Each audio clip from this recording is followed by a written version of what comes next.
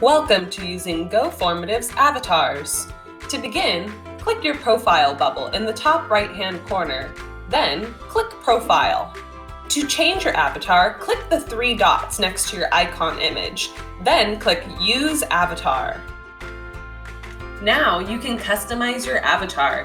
You can change their head, facial hair, eyes, eyebrows, accessories, mouth, clothes, and skin. Any gray avatar features are only available for students of premium teachers or schools. To change your avatar's appearance, simply click on the style options of your choice. And finally, to save your avatar, click the big blue Apply button.